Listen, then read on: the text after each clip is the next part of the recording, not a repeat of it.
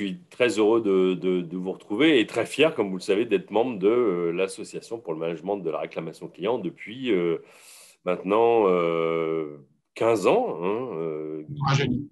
un an après la création de la marque, j'étais fier de rejoindre cette association et d'être toujours un fidèle participant.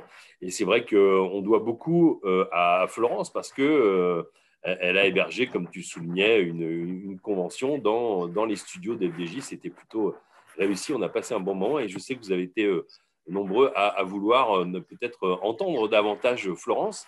Et Florence va nous parler aujourd'hui de culture client, mais sous un angle très opérationnel, parce que vous l'avez compris dans son titre, hein, elle a la chance d'avoir un titre, une fonction très explicite et plutôt ambitieuse qui est responsable culture client. Donc, je passerai la parole à Florence dans quelques minutes, puisque c'est elle principalement qui va présenter toutes ces initiatives au bénéfice de la culture client. Et avant ça, j'aimerais en guise d'introduction vous redire que je suis non seulement j'ai une double casquette, je suis associé de l'Académie du service, qui est un cabinet de conseil et de formation qui est né il y a une vingtaine d'années au sein du groupe Accor. Aujourd'hui, on est complètement indépendant et on a la chance d'accompagner et d'avoir accompagné plus de 200 entreprises dans les 10 dernières années sur le chemin de la symétrie des attentions dont je vais vous parler dans un instant, mais vous devez certainement connaître cette conviction forte. Et puis, j'ai une autre casquette, je suis également blogueur. J'écris chaque semaine, depuis 15 ans aussi, décidément, un billet, une chronique de livre, une synthèse d'études. Je fais des interviews, j'essaie de donner aussi mon point de vue et partager ma passion pour le client. Et fatalement, dans cette passion, je rejoins mon quotidien de consultant avec mon écriture hebdomadaire de blogueurs au travers du concept dont je vous parlais à l'instant, qui est celui de la symétrie des attentions. Alors, la symétrie des attentions, c'est une formule magique, à vrai dire. C'est une formule qu'on adore à l'Académie du service, parce que déjà, d'une part, elle a été créée au sein du groupe Accor, alors qu'on était, on faisait partie à l'époque de ce groupe hôtelier, bien sûr.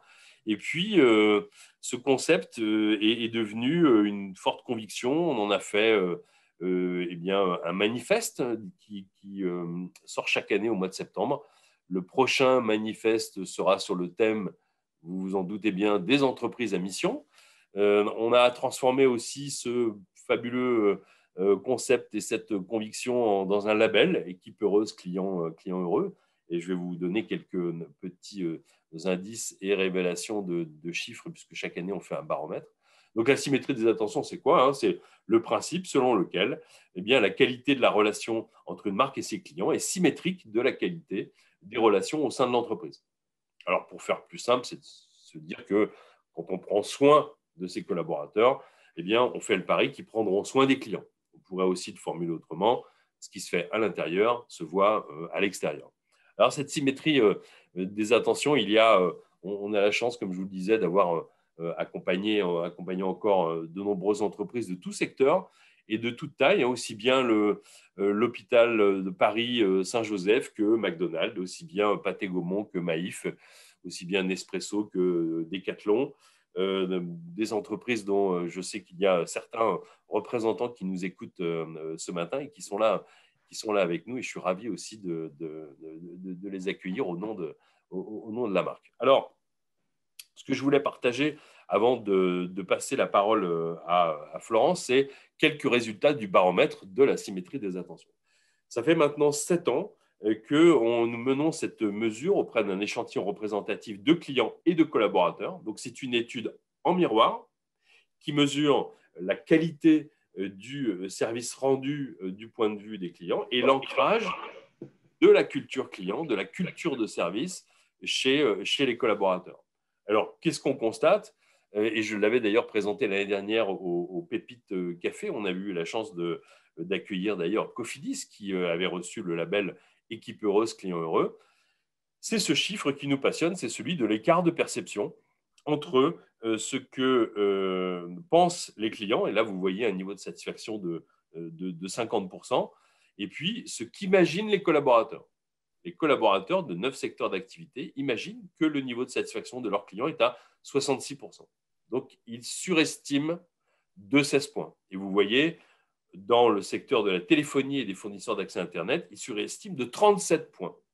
C'est-à-dire qu'ils n'ont pas conscience de l'étendue de l'expérience client. Quand ils rentrent chez eux le soir, ils pensent avoir bien fait leur travail, avoir respecté les process, les règles, avoir mis en œuvre un certain nombre euh, euh, d'éléments qui leur ont été transmis par le biais d'une formation ou par leur hiérarchie, bien sûr. Donc, ils appliquent et ils pensent que le résultat fait une bonne satisfaction. Or, il y a toujours cet écart de perception.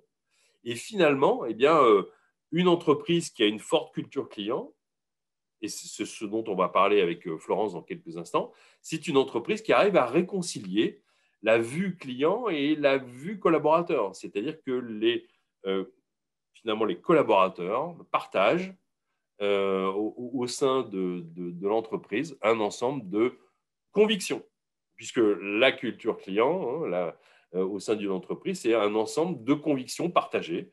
C'est penser, par exemple, eh bien, que répondre à un client mécontent, c'est très important.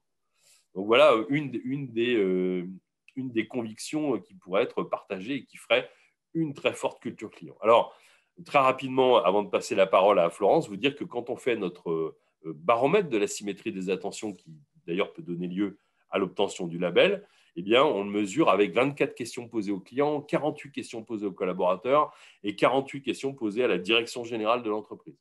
Et avec ça, eh bien, on en fait une synthèse avec 10 dimensions que vous voyez ici à l'écran, avec ce qu'on appelle des asymétries et des symétries, c'est-à-dire quand les collaborateurs ont une meilleure perception que celle des clients. Et là, vous voyez, il y a toujours, selon les secteurs, il y a toujours des écarts. Et réduire ces écarts précisément, eh bien, c'est ni plus ni moins que de mettre en œuvre, de favoriser, que de faire vivre tous les jours, d'entretenir cette flamme de la culture client. Et c'est ce dont va nous parler, ce dont va nous parler, Florence maintenant. Donc, si vous voulez en savoir plus, je pense que Michael, notre super host et mon collègue à l'Académie du service, va vous mettre des liens de partage si vous voulez télécharger tous les résultats du baromètre, en savoir plus sur notre label avec plaisir. Eh bien, tous ces éléments partagés sont évidemment gratuits. Alors, Florence, bienvenue. Merci d'être avec nous. Merci d'être avec nous ce matin. Je sais que beaucoup de gens ont hâte de t'écouter. Et d'abord, est-ce que tu peux te présenter et présenter ta mission au sein de FDJ? Bonjour à tous et merci Thierry, merci à la marque de m'avoir invité ce matin pour vous parler de culture client. Donc en fait, je suis en charge de la culture client chez FDJ depuis 3 ans au sein du département expérience et connaissances clients de la direction client. Et en fait, les enjeux de ma mission, c'est de faire grandir la culture client, c'est acculturer individuellement et collectivement tous les collaborateurs du groupe FDJ pour les rendre acteurs de l'expérience client. Et donc, je fais partie d'une équipe qui s'appelle Développement de l'expérience client. Et la mission de cette équipe, c'est d'accompagner les collaborateurs, la transformation de l'entreprise, en fait, en mettant le client au centre, notamment par la culture client et par le design de l'expérience client. Donc, en fait, cette équipe, elle est composée de 2 entités. Donc, la culture client dont je suis en charge, et ma mission, c'est d'accompagner les 2500 collaborateurs dans l'apprentissage et la pratique de l'expérience client, leur expliquer en fait ce que c'est et comment ça crée de la valeur et du business. Et puis, on a une entité design d'expérience qui s'appelle le Studio CX et qui est là pour accompagner les collaborateurs et pour faciliter le travail centré client. Donc, en fait, l'idée, c'est de pouvoir améliorer les parcours clients, l'expérience de nos clients, de réparer des irritants ou de développer de nouvelles offres, de nouveaux services à travers des démarches centrées clients que je vais développer tout à l'heure. Et donc, ces démarches, elles sont réalisées dans l'espace collaboratif là, que vous voyez sur la slide. C'est vraiment un espace dédié aux clients, à nos 3 types de clients. Les clients finaux, hein, c'est-à-dire les joueurs, les clients pros, c'est-à-dire les commerçants partenaires, les détaillants qui vendent nos jeux, et puis les collaborateurs, parce qu'on fait de l'expérience collaborateur. Et du coup, ce studio client, il a vraiment été conçu pour accueillir des clients. On y réalise des entretiens individuels avec eux. On fait des ateliers d'idéation hein, pour imaginer des solutions, des nouvelles offres. Et puis, on fait aussi de l'itération, c'est-à-dire qu'on confronte des maquettes, des POC, des nouvelles solutions à nos clients. Donc, c'est l'espace qu'on voit ici, hein, c'est les 4 photos que Exactement. tu as bien voulu partager, un peu les secrets de FDJ, avec donc ces 300 mètres carrés qui sont situés à Boulogne, dans les Oui. locaux, au siège de FDJ, c'est bien ça, hein? Tout à fait. Puis il y a un point de vente reconstitué que vous pouvez apercevoir, ce qui nous permet aussi de nous mettre un peu à la place des détaillants et de voir quels sont les équipements, quels sont les terminaux qui manipulent, voilà, comment se passe leur quotidien. D'accord. Alors on dit FDJ, mais FDJ, c'est la Française des Jeux. Alors, évidemment, Oui. le taux de notoriété de FDJ en France, il est quasiment à 100%. Mais ça serait peut-être pas mal qu'on ait une piqûre de rappel, si je puis dire, que tu puisses nous dire finalement euh, euh, quelle est aujourd'hui l'actualité de cette entreprise et faire un petit peu un état des faits et chiffres à propos de FDJ. Tout à fait. Alors, FDJ, en fait, c'est une entreprise qui est née de la solidarité, hein, qui existe dans la vie des Français depuis 1933 avec la Loterie nationale, qui a été créée pour venir en aide aux blessés de la Première Guerre mondiale. Et en fait, aujourd'hui encore, la contribution à la société, elle continue et elle est inscrite dans notre raison d'être. Et c'est même notre moteur, comme vous pouvez le voir sur cette raison d'être. Et donc, la Française des Jeux, en quelques chiffres, c'est 16 milliards d'euros de mise en 2019. Et puis, notre offre est distribuée dans près de 30 000 points de vente un peu partout en France.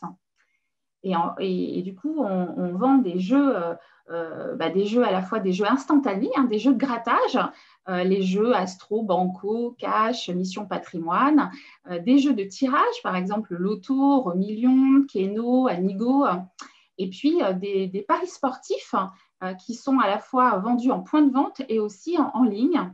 Donc en fait, vous pouvez retrouver tous nos jeux voilà, en point de vente sur les sites et les applis aussi FDJ et Paris en Sport en ligne.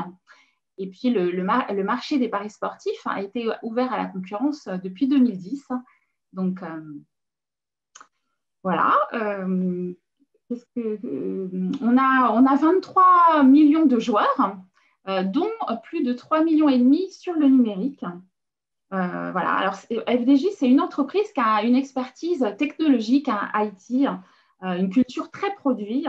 Donc, on enregistre toutes les prises de jeu sur des terminaux, on procède au tirage, l'auto-remillion. Donc, en fait, il y a tout un savoir-faire technique très sécurisé. Et Et d'ailleurs, on n'imagine pas que vous êtes internationaux aussi, c'est ça, hein? Oui, ouais, tout à fait. Donc, on vend notre savoir-faire des jeux, des services à l'international, à des loteries, par exemple en Israël, au Canada, en Suisse, au Portugal. Et puis, depuis plus de 5 ans, l'entreprise, elle s'est transformée pour mettre le client au centre de ses préoccupations. Elle s'est réorganisée, elle a créé une direction client. Alors, pour 3 raisons, hein. D'abord, pour innover, c'est-à-dire que voilà, l'idée, c'est de développer de nouvelles offres, de nouvelles activités en dehors de nos jeux d'argent.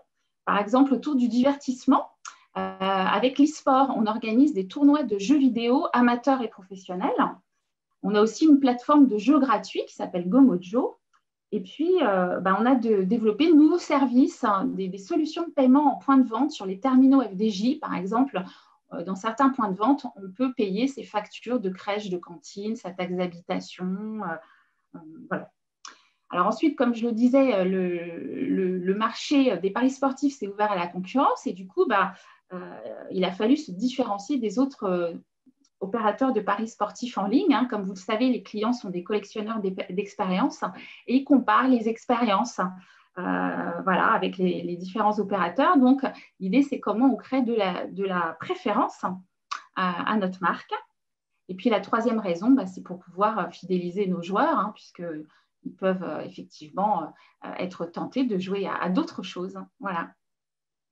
Alors, accompagner la transformation de l'entreprise, hein, passer d'une culture produit à une culture client, bah, c'est un changement de paradigme qui est important pour le groupe, hein, qui prend du temps, ça prend des années, ça ne se décrète pas dans un discours et ce n'est pas non plus juste un effet de mode ou un effet de com.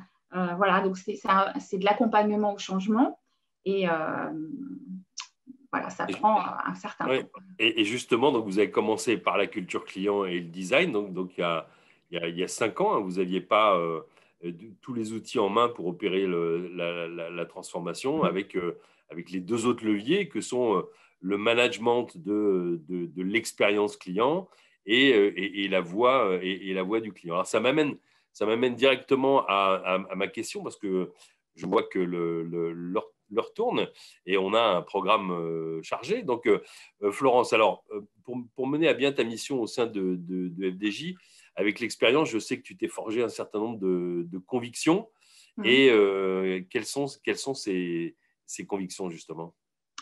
Alors, effectivement, je me suis forgé des convictions. Alors, la première, je dirais que pour imaginer et développer en fait un dispositif d'acculturation, je suis allée sonder la maturité des collaborateurs en expérience client, leur perception aussi de l'expérience client, essayer de comprendre un petit peu pourquoi certains étaient réfractaires ou pourquoi certains étaient convaincus mais n'étaient pas prêts à s'engager, n'avaient pas le réflexe.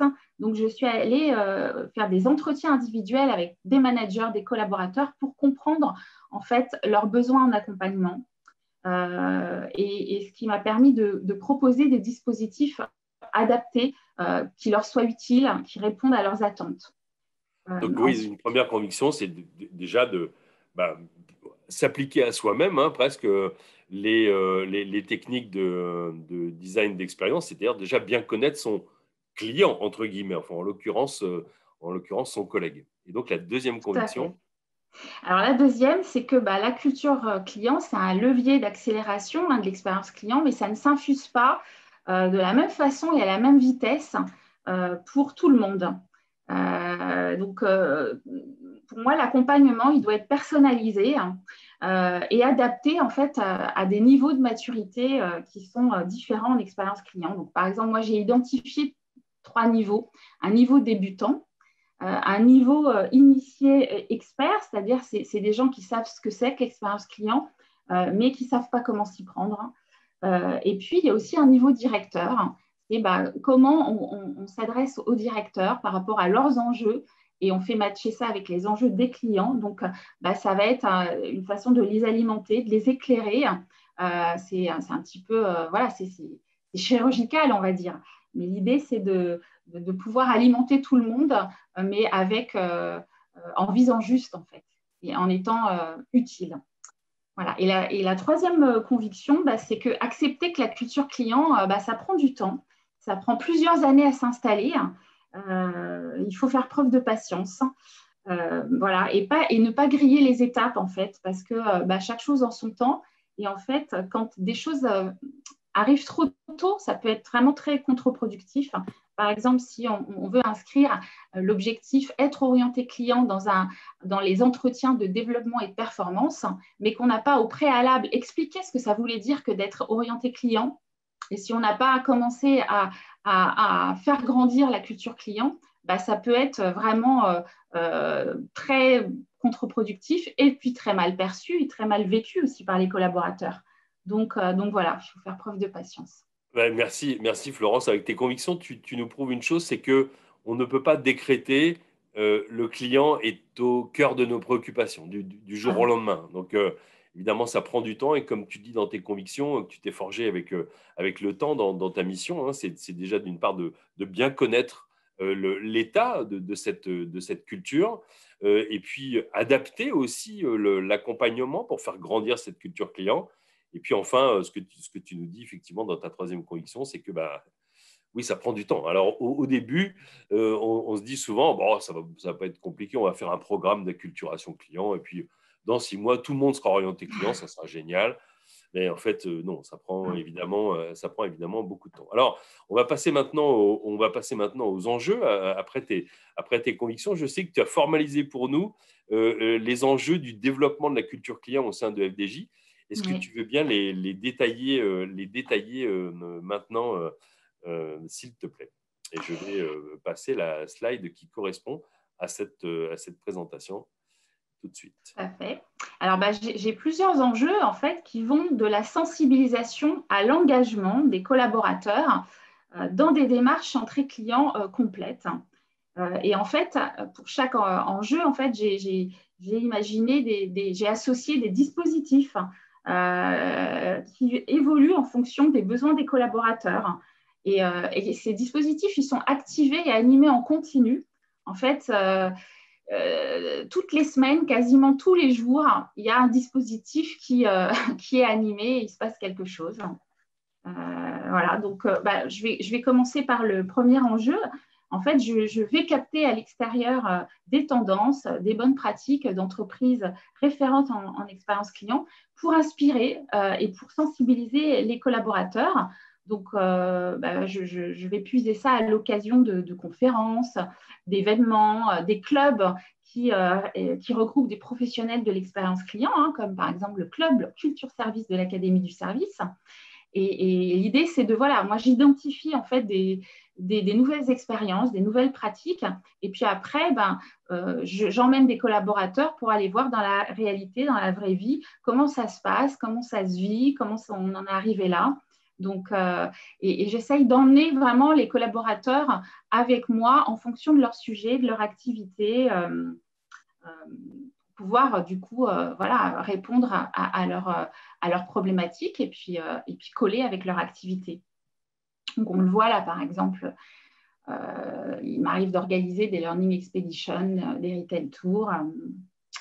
Oui, je pense que Voilà. ça, c'est vraiment ultra important et merci de ce partage parce que c'est un des points justement de la réduction de l'écart de perception dont je parlais tout à l'heure, c'est-à-dire de s'ouvrir sur les attentes du client, être bien au fait des nouveaux standards de l'expérience, même en dehors de sa concurrence directe, parce que très souvent, les entreprises vont voir que leurs concurrents directement, mais leurs concurrents d'expérience.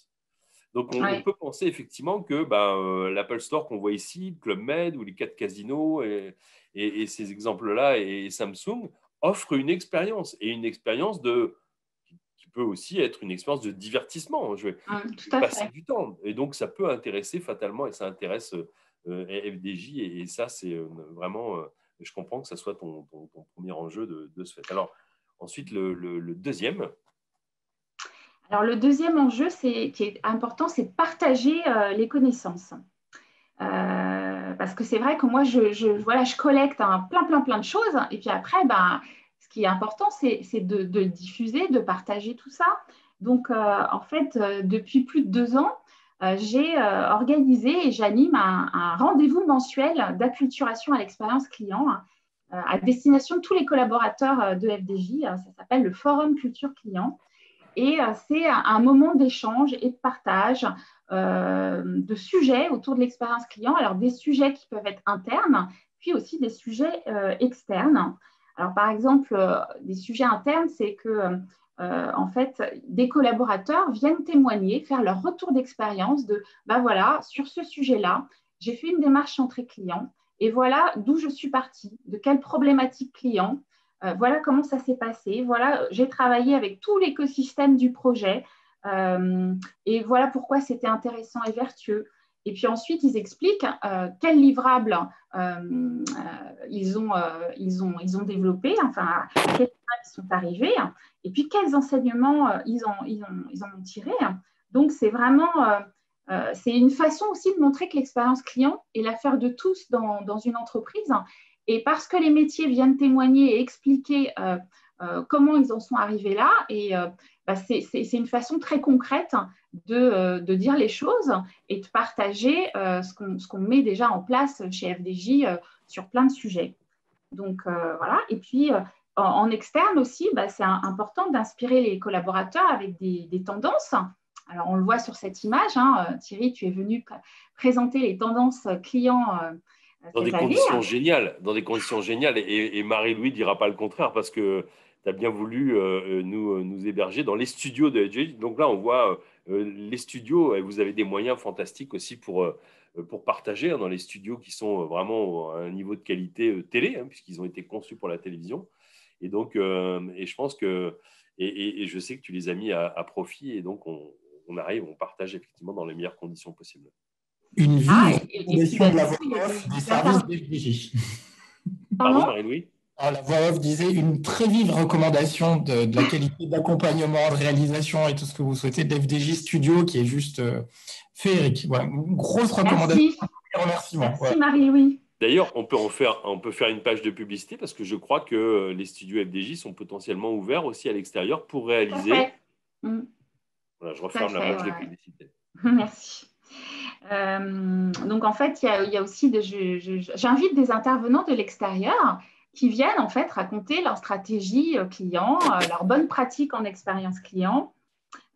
Et du coup, ça permet voilà, d'ouvrir l'esprit, et ça permet aussi de se rendre compte concrètement avec des exemples, la preuve par l'exemple, de qu'est-ce que ça veut dire hein, pour une entreprise d'être orientée client, comment ça se traduit concrètement, qu'est-ce que ça a comme impact en organisation, sur les projets.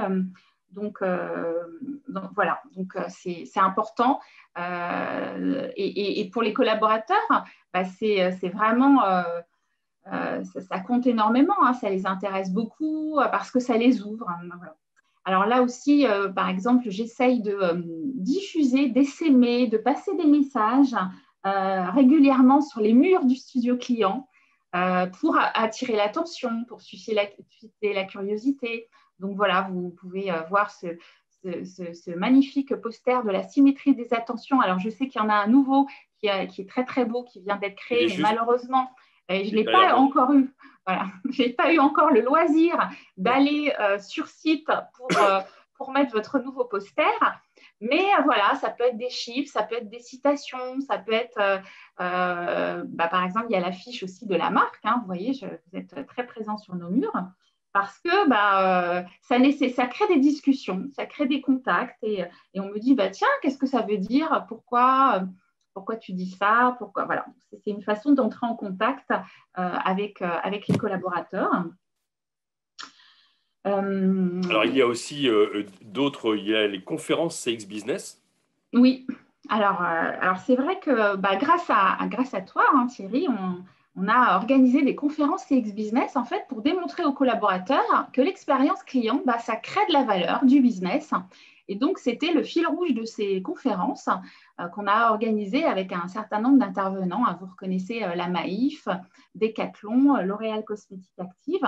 Et puis, à chaque fois, ce qui était intéressant, c'est de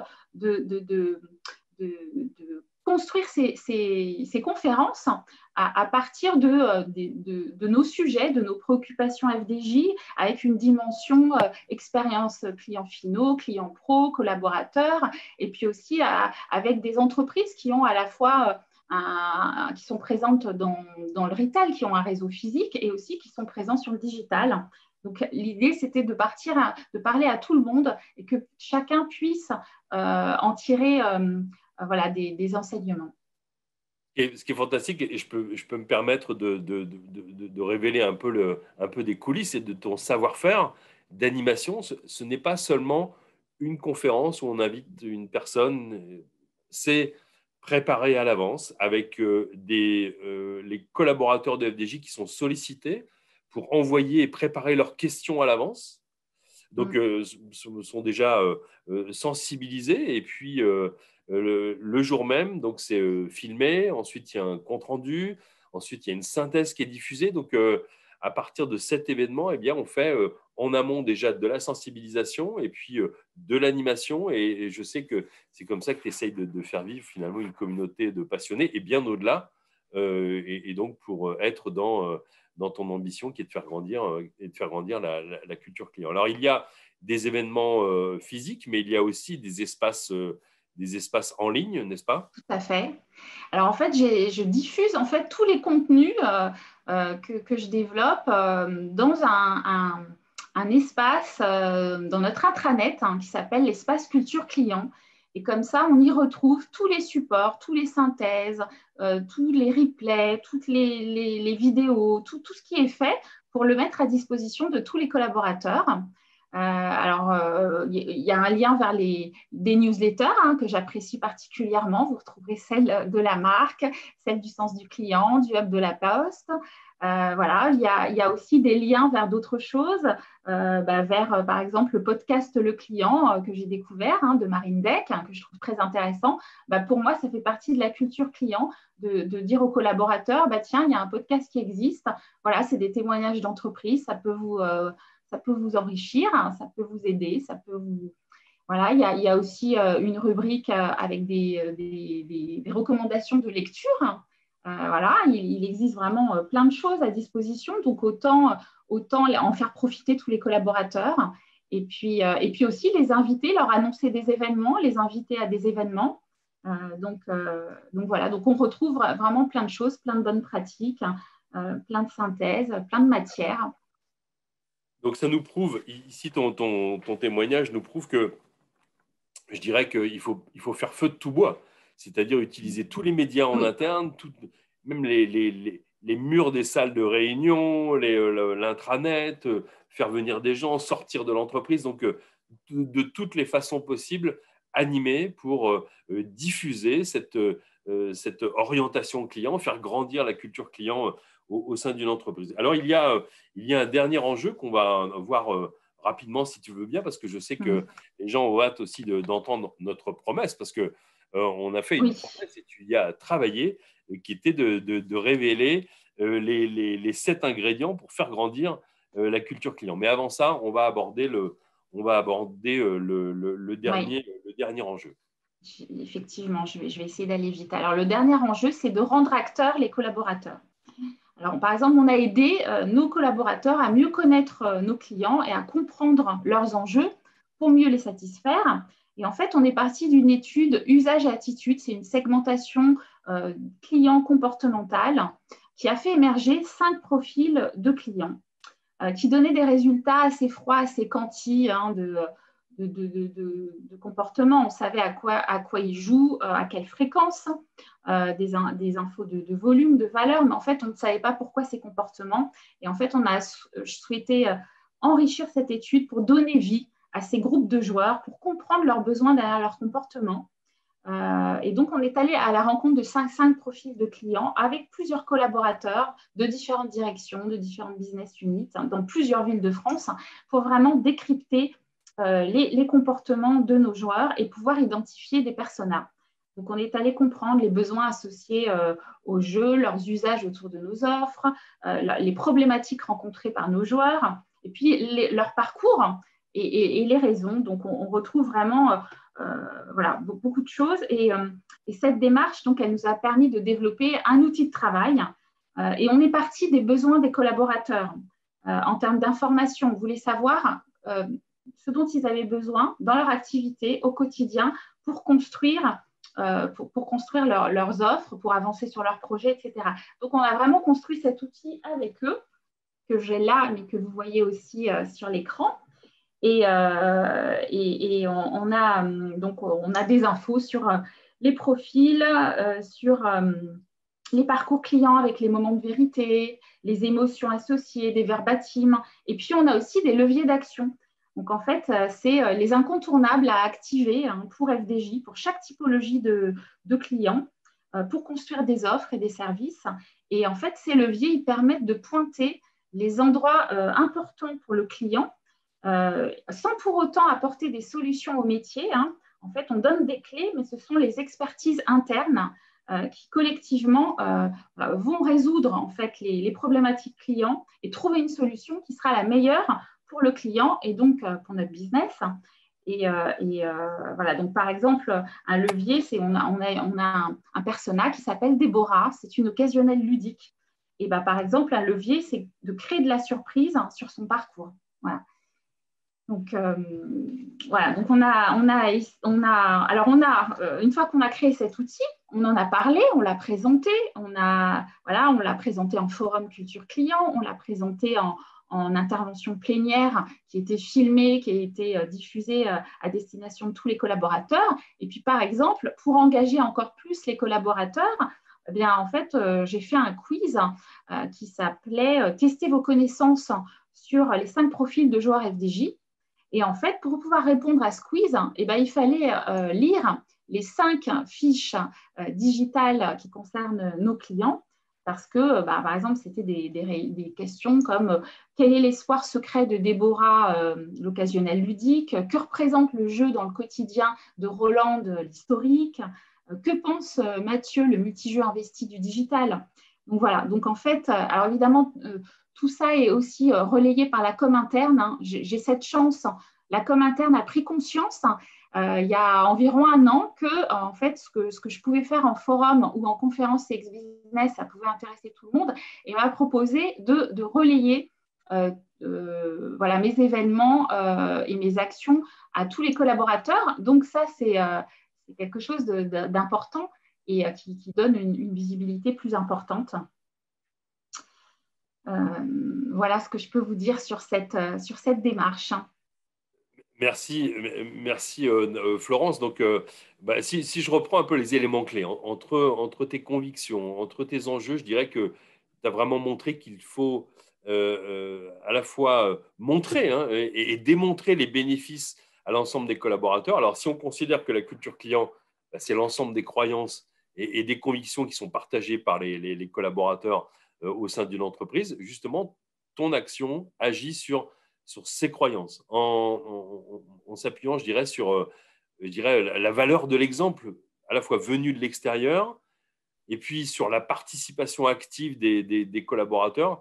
Et puis, ça me semble, ce chemin avec un œil extérieur me semble d'autant plus long que, comme tu le disais tout à l'heure, hein, vous avez une forte culture orientée produit, hein, et sans savoir précisément ce que signifie la culture client. Alors, en conclusion, qu'est-ce que tu pourrais nous dire à ce sujet? En fait, je dirais que la culture client, c'est en fait la colonne vertébrale. Ça peut être un bon levier qui facilite et qui accélère l'expérience client. Ça passe par la politique des petits pas. Voilà, il faut sans arrêt démontrer concrètement, avec des bonnes pratiques, des exemples concrets, ce que c'est que d'être orienté client, ce que ça génère comme bénéfice, en quoi c'est vertueux. Voilà, c'est vraiment oui, des explications de la pédagogie, de la démonstration en permanence.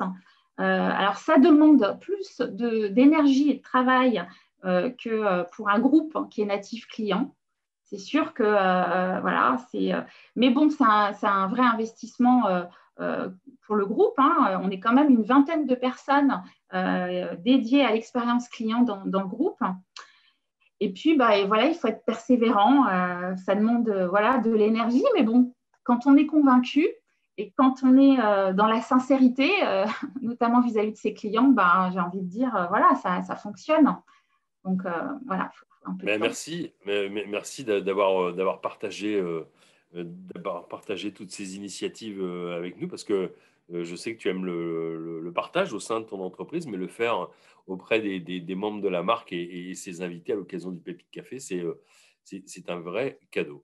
Alors, il nous reste 2 choses à voir. Une première chose, c'est que, et j'imagine qu'on va répondre à un certain nombre de questions d'un coup avec ce point, c'est les résultats.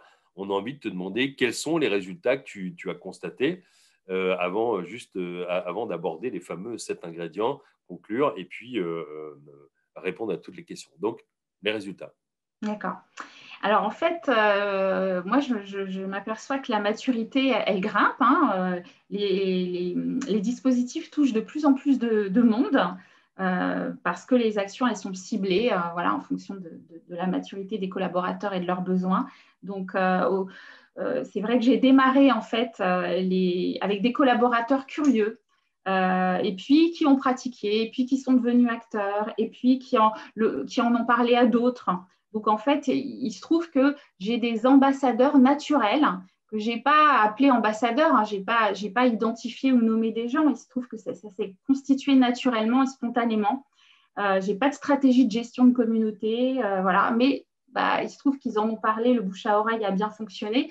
Donc, j'ai démarré voilà, avec une audience de 20 personnes, puis 50. Et puis après, il y a eu l'effet à distance de la crise sanitaire. Donc, j'ai pu m'adresser à tout le monde en visio. Et puis ensuite, en faisant les forums en studio, ça me permet de faire un replay et de toucher encore plus de monde. Donc voilà. Je vois qu'on a de plus en plus aussi de demandes d'accompagnement sur des démarches entrée client. Et ce qu'on peut dire, c'est qu'au départ, ces démarches, elles étaient financées par notre équipe. Et puis, en fait, depuis 2 ans, elles sont payées par les métiers. Donc, les métiers viennent nous voir en disant, voilà, je crois que j'ai une problématique client, j'aimerais bien que vous m'aidiez à trouver une solution. Et ils payent cette démarche. Donc, moi, c'est un résultat positif. Voilà. Et puis, je fais tous les ans une enquête de satisfaction sur les dispositifs culture client que je mets en place. Et donc, j'ai eu les résultats il n'y a pas très longtemps là, sur les dispositifs de 2020. Et puis, voilà, je suis contente de voir qu'ils sont bien évalués par les répondants. Voilà, les collaborateurs apprécient la qualité des contenus, voilà, la qualité des interventions. Il y a des dispositifs, les dispositifs personnalisés sont vraiment plébiscités parce que pour eux, rencontrer des entreprises sur des problématiques clients précises qui les concernent, c'est très important pour eux et c'est encore une fois faire quelque chose de viser juste. Et puis, voilà, ils apprécient de connaître les bonnes pratiques des autres entreprises. Ils sont contents d'assister à des événements sur l'expérience client. Donc voilà. Alors, j'ai eu un NPS de 94%. Là, j'en Bravo. suis, j'avoue, très, très fière. Félicitations à faire rougir Marie-Louis, Michael, 94 points de NPS. Donc, c'est la mesure de la recommandation faite auprès de tous les collaborateurs de FDJ. C'est aussi un peu ton baromètre. Tu es passé de 77 en 2019 à 94 en 2020. Donc, voilà. Là, je suis assez contente. Bravo. Voilà. Et puis, un autre résultat, c'est qu'en fait, la direction nous fait confiance en fait pour maintenant travailler sur le management de l'expérience client, le monitoring. Donc voilà, c'est une belle preuve de confiance et voilà, des résultats plutôt positifs. Bien, merci de ce partage. On va enfin arriver à la slide que vous attendez et qui va faire l'objet de capture d'écran parce que ça a été aussi un travail pour raffiner parce que tu as organisé ton propos et merci encore parce que je sais que c'est beaucoup de travail. Quand on est dans une entreprise et quand on se donne le défi d'aller parler de ce qu'on fait à l'extérieur, il faut organiser en effet organiser sa pensée. Donc, merci de l'avoir fait. Donc, c'est le moment de révéler ce qu'il y a dans cette cocotte, dans ces ingrédients pour faire grandir votre culture client, si vous pouviez repartir avec quelque chose. Alors, le premier ingrédient, c'est l'écoute. Alors, déjà, pourquoi des ingrédients Parce que ça, c'est important de le dire. Parce qu'en fait, en fonction de l'entreprise, en fonction des mécaniques d'une entreprise, en fonction des profils des collaborateurs, de la maturité en expérience client de l'entreprise, eh bien, en fait, il y a des ingrédients, mais le temps de préparation, le temps de cuisson, la température de la cuisson, le dosage des ingrédients, tout ça va être différent en fait d'une entreprise à l'autre. Donc moi, je vous partage mes 7 ingrédients et après, à vous de voir en fonction du profil et de votre entreprise comment ça peut s'adapter. Alors effectivement, le premier ingrédient, c'est l'écoute. En fait, c'est important d'être à l'écoute des collaborateurs, de recueillir leur feedback parce que ça permet de s'adapter, d'adapter ces dispositifs. Et quand on leur demande leur avis, c'est une façon de les engager déjà. C'est une façon de dire, mais qu'est-ce que vous en avez retenu? Qu'est-ce que vous en pensez? De prendre en compte, en fait, leur feedback. À chaque fois, j'invite tous les collaborateurs à l'issue de chaque forum à me faire leurs suggestions, leurs remarques, à me faire part de tout ça et j'en tiens compte et je les recontacte. Je leur dis ah ben, merci de ton feedback, mais qu'est-ce que tu voulais dire par là? Comment je peux t'aider sur tel et tel sujet, etc. Donc, c'est quand même très important d'être à l'écoute pour pouvoir en tirer des choses et avancer et adapter. Ensuite, le deuxième enjeu, c'est la personnalisation. Comme j'en parlais tout à l'heure, c'est vrai que c'est important de s'adapter aux enjeux des collaborateurs parce qu'ils sont différents d'un profil à l'autre. En fait, voilà, les dispositifs s'adressent à des personnes, pas à des équipes, pas à des directions. Chaque personne va avoir sur son projet un enjeu différent et c'est important du coup de coller à leurs enjeux et de faire quelque chose, d'apporter quelque chose de très personnalisé. Donc, c'est vrai que ce que je disais tout à l'heure, c'est qu'il y a vraiment un dispositif qui est très apprécié et plébiscité, c'est le fait de faire des rencontres ciblées et des échanges avec des entreprises sur des problématiques clients précises. Troisième ingrédient, le partage. C'est très important, je trouve, de rencontrer les collaborateurs, d'échanger avec eux, de comprendre en fait où ils en sont, comment on peut les accompagner. Donc oui, c'est beaucoup de contacts humains, c'est beaucoup de temps passé, hein, parce que c'est beaucoup de one-to-one, mais c'est hyper enrichissant dans les deux sens. C'est-à-dire que tout le temps que je passe à discuter avec les collaborateurs, et ça me permet de mieux les comprendre et ça me permet de mieux leur proposer quelque chose qui va être adapté et que ça va permettre de faire pivoter leur mindset. Donc le partage, il est… voilà, Alors parfois, par exemple, on me contacte sur une problématique métier ou sur un benchmark d'entreprise, d'outils, etc. Bon, je me dis, c'est pas grave, c'est l'occasion de les rencontrer, de discuter avec eux et de comprendre, tiens, pourquoi ils m'abordent sous cet angle et en fait, quel est leur objectif derrière et comment ils en sont arrivés là. Donc, ça permet de comprendre leur problématique, et de les faire pivoter et de leur dire, mais en fait, pourquoi tu viens me voir? Quel indicateur pose problème, en fait? Et qui concerne-t-il comme client? Et au fait, qui sont tes clients? Quelles données disposes-tu? Donc voilà, donc c'est toujours très, très vertueux. Le quatrième ingrédient, c'est important comment dire, c'est important de susciter la curiosité et l'envie en apportant un éclairage, un contenu. Oui, c'est important. Ce qui compte aussi, c'est l'utilité. C'est comment ça va les aider dans leur activité. Donc en fait, l'utilité, c'est identifier et le bon contenu et diffuser le bon contenu à la bonne personne au bon moment, ouvrir le bon tiroir. Voilà, alors c'est un peu de la dentelle, mais pour que ce soit efficace et utile, oui, on a besoin de faire ce petit travail. Je vais envoyer une bonne pratique à un métier, à un collaborateur, parce que je sais qu'il a cette problématique, qu'il a ce sujet.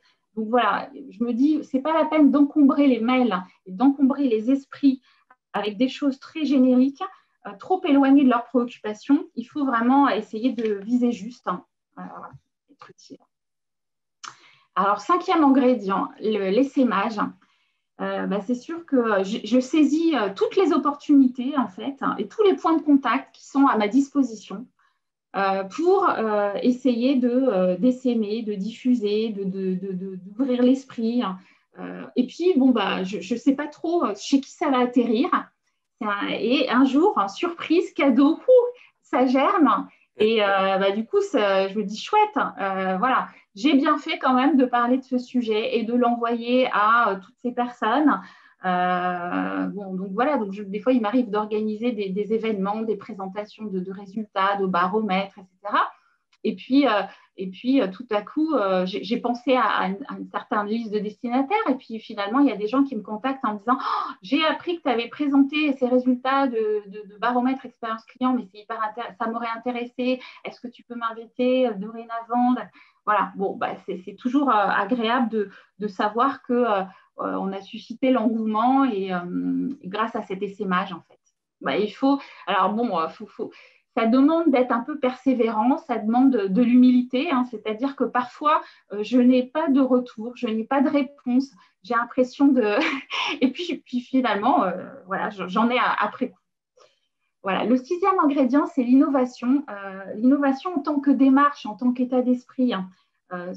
C'est-à-dire que je pense qu'il faut oser tester en permanence avec agilité des contenus, des formats, des événements, des rendez-vous. Et puis, voilà, et se dire, c'est pas grave, je commence avec quelque chose. Et puis, en fonction des retours, j'améliorerai, j'optimiserai, j'adapterai. Par exemple, les forums culture client, ils ont évolué depuis 1 an, depuis la crise sanitaire. Voilà, ils sont passés de présentiel en visio, puis dans un studio télé, etc. Bon, moi, du coup, ça m'a obligée à monter en compétences, à m'adapter, à apprendre des choses. Je n'ai jamais fait d'animation sur un plateau de télé, d'animation de table ronde, etc. Bon, j'ai appris. On va dire que la douloureuse épreuve du replay m'a permis aussi de me corriger à chaque fois et bon, chaque mois, j'essaye de m'améliorer. Et du coup, ces rendez-vous, ils s'adressent à tout le monde. Donc, ils n'avaient plus la dimension un peu conviviale et interactive des forums d'antan qui étaient en présentiel. Et du coup, ça m'a amené à créer un nouveau rendez-vous mensuel, en fait, que je propose aux collaborateurs qui sont plutôt initiés, experts, qui pratiquent l'expérience client. Et là, l'idée, c'est vraiment de partager avec eux les enseignements des démarches centrées client.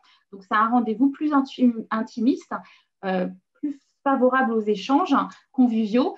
Et voilà, je l'ai appelé les causeries expérience client. Et je me suis inspirée de Céline Forest et de son livre La revanche du B2B. Voilà, donc je la remercie pour ce nom, les causeries expérience client. Voilà, c'est tout à fait l'état d'esprit que je voulais créer pour ce nouveau rendez-vous.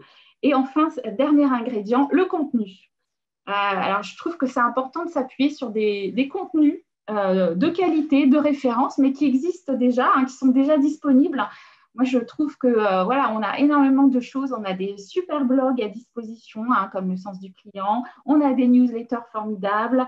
Il y a des clubs de professionnels qui existent. Et je trouve que c'est inutile de refaire la même chose, hein, parce que ça existe et que c'est très bien fait. Donc, autant s'en inspirer, autant s'en nourrir. Il y a beaucoup de littérature aussi sur le sujet. Donc, voilà, il y a cette association, hein, la marque, qui nous permet d'apprendre plein de choses, d'échanger avec d'autres entreprises. Donc voilà, donc ça existe. Autant voilà, garder, en fait, je préfère garder mon énergie et la mettre à profit, en fait, pour diffuser des contenus et surtout pour continuer à faire de belles rencontres en interne et aussi en externe. Voilà. Merci beaucoup Florence pour ce partage, hein, comment faire grandir la culture client de façon très très concrète avec les sept ingrédients secrets. Et j'apprécie et je pense que les personnes qui sont avec nous ce matin ont apprécié ta passion, hein, qui s'entend lorsque tu présentes toutes les dispositifs. Il y a un certain nombre de questions. Je vais en prendre une qui a été posée à 9h53. Bonjour Florence, ce serait intéressant de savoir quel type d'accompagnement vous faites pour chaque profil, nous dit Gauthier du commissariat des armées. Bonjour Gauthier, merci pour votre question. Eh bien, en fait, comme je l'expliquais tout à l'heure, pour certains, ça va être de leur envoyer des bonnes pratiques, mais qui concernent leur sujet, leur activité très précisément, hein. Voilà, le service client, par exemple, a une question sur la mise à jour de tous les supports de formation qui doivent évoluer en fonction des évolutions des sites, de nos applis, etc.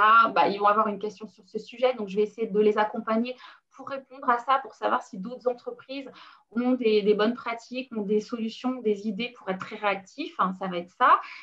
Pour d'autres, ça va être, moi j'ai envie que tu m'invites à des événements pour entendre le témoignage d'entreprises. Voilà, donc ça va être ça.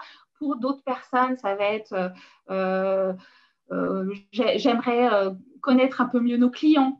Est-ce que tu peux, donc on part du kit joueur et donc je vais leur expliquer comment ça fonctionne et comment l'équipe Studio CX peut les accompagner sur une problématique.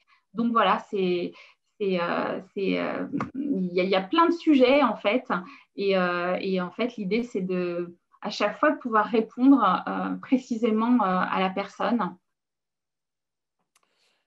Merci Florence. Il y a une question de Jean-Robert qui nous dit: Florence, pourrait-elle nous donner des exemples d'idées qui proviennent des collaborateurs à la suite justement de la mise en place de ces démarches? Est-ce qu'il y a des idées qui ont germé justement? Est-ce qu'il y a des choses qui sont nées, qui sont en fait le fruit de toutes tes démarches d'accompagnement? Est-ce qu'il y a des choses qui ont été remises en haut de la pile? Est-ce qu'il y a des sujets qui ont été développés? Il y a eu des changements de direction qui sont…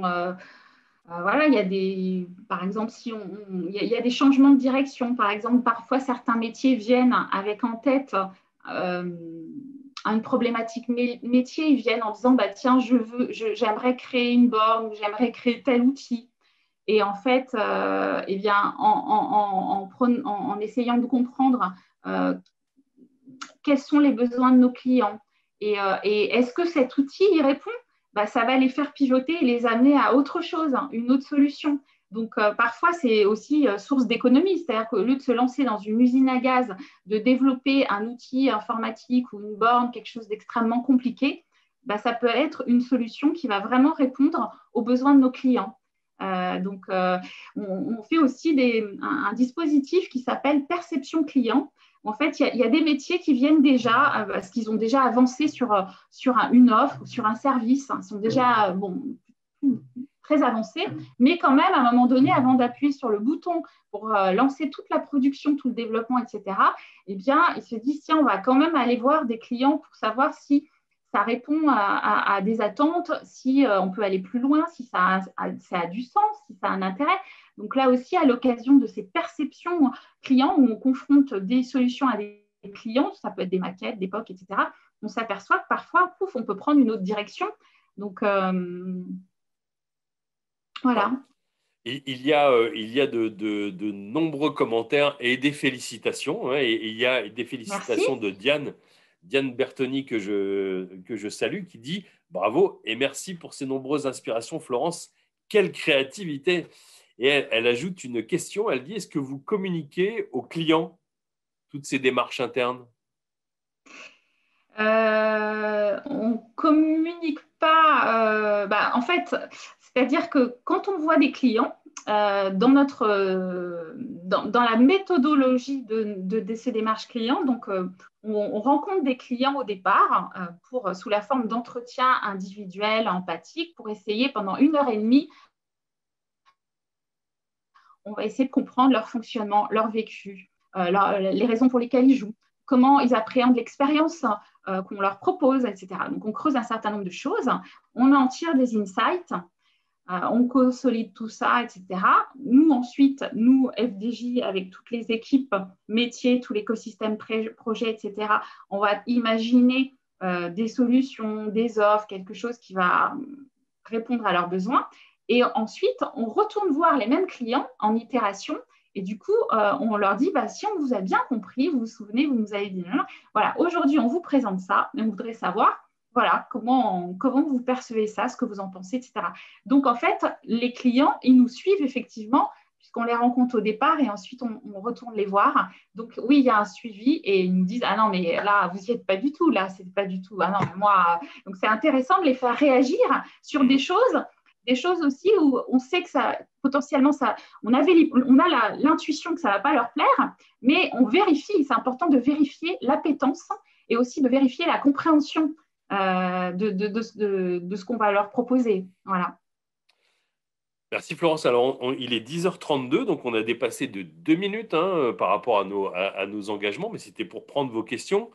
Et c'est peut-être le moment de donner la parole à Marie-Louise Julien, qui est le délégué général de l'Association pour le management de la réclamation client, qui lui aussi a envie de poser une question et peut-être se joindre à moi pour remercier encore et féliciter Florence, parce que je lis de la part des personnes qui assistaient à ce webinaire. Merci, très intéressant, intervention de qualité. Un grand merci pour ce partage. Oui, c'est vraiment remarquable. Bravo, merci. C'était très intéressant. Donc, bravo encore, Florence. Marie-Louis, la parole est à toi. Non, non, bah écoute, merci beaucoup à tous les deux pour ce partage. Vous voyez, j'ai essayé de mettre un fond d'écran. Le truc est inversé. Donc, là, ce matin, Ah non, non, non, non, non. Tu le vois inversé, mais les gens le voient à droite. C'est Oui, une on des le voit astuces bien. de Zoom. Puis ce matin, on arrivait à faire de pépites, de jolis pépins, parce que j'ai découvert, et c'est malheureusement pas un 1er avril, on avait réussi à slalomer avec OVH, où nos serveurs n'avaient pas été cramés. On n'avait pas encore eu de cyberattaque.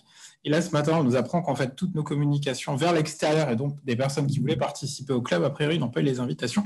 Mais je ne serai pas là pour faire mon Calimero. J'ai pu tout entendre et je suis hyper content de ces échanges. J'aurais peut-être une question, parce que c'est peut-être une question qui peut brûler les lèvres de certains, qui est de se dire, là, Florence, tu as la chance d'avoir une belle organisation qui part vraiment dans cette dynamique de l'orientation client, voilà, pour vraiment faire sien ce que pensent et ce qu'attendent les clients, mais tout le monde n'a pas forcément non plus cette chance, si j'ose dire. Du coup, là, je m'adresserai plutôt à Thierry pour pas te bloquer, ma chère Florence, parce que la question est assez épineuse, c'est comment fait-on quand on n'a pas cette chance d'avoir une DG qui pousse ou qui est à la manœuvre, comment fait-on pour aller capter effectivement cette attention et des éléments, on parlait de CX Business tout à l'heure, Thierry, je ne vais pas faire les réponses, donc si tu avais quelques clés qui puissent être complétées par Florence également. Bah, de- en fait, ça se trouve dans les ingrédients de Florence, c'est-à-dire dans l'écoute et dans la personnalisation. De même que Florence nous parle de tous les collaborateurs, si vous vous trouvez dans une entreprise dont la direction générale est plutôt éloignée, on va dire, du client, ce qui n'est pas le cas de FDJ, mais si vous êtes dans cette situation-là, eh bien, il faut apprendre à parler aussi potentiellement leur langage. Je dirais que c'est important d'avoir des convictions, mais il faut aussi apporter des preuves. Et des preuves que ça marche d'être orienté client. Ça marche de développer une culture client. C'est de se dire que il y a un lien entre satisfaction du client et performance économique. Donc, et aujourd'hui, c'est plus le Saint Graal dont on parlait il y a quelques années. Il existe de nombreuses études. Nous, à l'Académie du service, on nous le demande tous les jours quasiment. On nous demande d'apporter la preuve en nous disant, bon, tout ça, c'est bien, mais combien ça rapporte en fait? Ok, faire des formations, ouais, très bien, designer l'expérience, bon, tout ça c'est sympa, mais à la fin, ça rapporte combien? Donc, en fourbissant des armes, en trouvant des bons arguments pour des dirigeants d'entreprise et même pour des actionnaires, pour leur montrer et adapter son discours, parfois avec des manœuvres de contournement. Je peux vous donner par exemple une bonne recette que j'avais appliquée dans une entreprise dont je tairai le nom. La responsable de l'expérience client me dit j'ai un vrai problème parce que la direction générale s'intéresse qu'aux produits, donc j'arrive pas à faire passer mes messages en interne, on va les faire passer par l'externe. Comment ça? Eh bien, on a créé des conférences sur le thème de l'expérience client. On a invité des journalistes, en fait. Donc, on a fait des retombées de presse sur l'expérience client vue par cette entreprise. Et donc, tout à coup, ça n'arrivait plus par des chemins internes, ça arrivait dans la revue de presse. Et donc, les dirigeants de l'entreprise disent ah ben tiens, on parle de nous à propos d'expérience client. C'est l'expérience client? Ah oui, oui, oui. Ah non, mais c'est intéressant. Il n'y a pas que nous qui le disons, il y a des experts externes, il y a des entreprises externes. Donc, c'est une stratégie de contournement, c'est de se dire il faut sensibiliser, sensibiliser, parce qu'on a beau écrire effectivement dans son rapport annuel que le client est au centre de nos préoccupations, ben, en fait, dans la réalité, il faut savoir à quoi ça correspond. Donc, oui, il faut acculturer des dirigeants, oui, il faut les convaincre, il faut les nourrir d'informations, il faut les inviter à venir à la marque pour parler, il faut leur faire lire des livres, et c'est peut-être le moment pour Florence de nous dire quelles sont ces bonnes lectures et puis les faire sortir de leur milieu et de leur entreprise. Donc, C'est parfois pas facile, mais eux aussi doivent être traités comme une cible interne, si je puis dire, en termes de communication. On va peut-être par des livres. Oui, je vois juste une question pour répondre à une personne dont je ne vois pas le prénom. En fait, on est 2 à s'occuper de la culture client chez FDJ. Voilà. Oui, alors je peux vous parler de livres. Récemment, moi, j'ai lu 2 livres qui m'ont beaucoup inspiré, beaucoup plu. Alors, j'ai lu le livre d'Angélique Gérard qui s'appelle L'expérience client, une histoire d'émotion. Et en fait, Angélique Gérard, c'est la directrice de la relation abonnée du groupe Iliad de Free. Et en fait, c'est un témoignage qui est vraiment intéressant sur les émotions dans l'expérience client, sur l'intelligence émotionnelle, relationnelle, situationnelle. Voilà, comment on prend en considération les émotions à la fois des clients et des collaborateurs, comment on jongle avec empathie, avec toutes ces émotions vis-à-vis des clients en fonction des situations. Et du coup, ce que j'ai bien aimé, c'est que Angélique nous expose ses convictions, notamment en matière de management attentif à tous les échelons. Et puis, elle fait aussi le lien entre la satisfaction et la fidélisation. Voilà. Donc, je trouve que dans ce livre, elle transmet avec beaucoup d'humilité son énergie, ses convictions, son chemin personnel, son implication. Et il y a beaucoup d'exemples, il y a beaucoup d'histoires. Voilà. Bref, ça fait beaucoup de bien de lire son témoignage. Et personnellement, ça me donne beaucoup d'espoir pour l'avenir. Donc, voilà. Et puis, je voulais aussi parler du livre de Céline Forest, La revanche du B2B. Donc, Céline Forest, c'est une experte de l'expérience client. Elle était directrice de l'expérience client et de la communication du groupe Engie et elle est désormais chef de la mission expérience usagée à la direction interministérielle de la transformation publique. Et c'est un livre que j'ai apprécié parce que il est conçu comme un guide, un peu un guide pratique. Elle partage son expérience, sa vision, des recettes, des bonnes pratiques, des incontournables, des erreurs à éviter aussi. Voilà, il y a aussi des conseils d'experts. On vous retrouve d'ailleurs dans ce livre, tous les 2. Il y a aussi des regards croisés. Et ce livre, en fait, il m'a inspiré, il a confirmé certaines de mes intuitions. Donc voilà, et c'est dans ce livre que j'y ai puisé le nom de Causerie Expérience Client. Donc voilà, je vous les recommande. Bon, écoute, en tout cas, vous tous 2, vous avez fait plus que confirmer des intuitions, mais effectivement des convictions qu'on allait passer une bonne matinée ensemble. Du coup, merci de ces partages, de ces recettes. Une petite synthèse animée vous sera proposée vraisemblablement en tout début de semaine prochaine.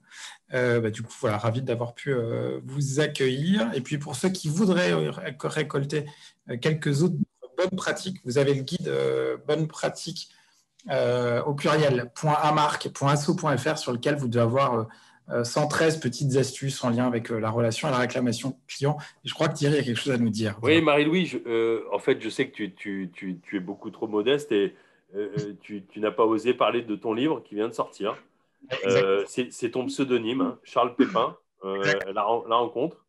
Vous vous demandiez d'où vient le slogan de la marque, transformer le pépin en pépite. Eh bien, il vient de Charles Pépin. Et Charles Pépin, c'est Marie-Louise Julien, en fait. C'est voilà. le révélé ce matin. Merci Thierry Pépite. Merci beaucoup pour ce retour. Et puis, bonne fin de matinée. Pour ce bon moment passé ensemble. Prochain Pépite Café, on vous donnera les coordonnées bientôt. J'espère juste qu'on aura bientôt la possibilité de vous renvoyer des mails. Voilà. Et comme ça, de vous avoir et de vous inviter à nouveau. Encore merci. Et puis, merci beaucoup. Bonne journée. Puis, je voudrais remercier la marque et je voudrais remercier la marque et remercier aussi tous les membres de la marque avec lesquels j'ai le plaisir d'échanger sur plein de sujets. Donc voilà, je trouve que cette association est formidable et sympathique et c'est un bonheur de pouvoir échanger avec tous les membres. Voilà, merci beaucoup.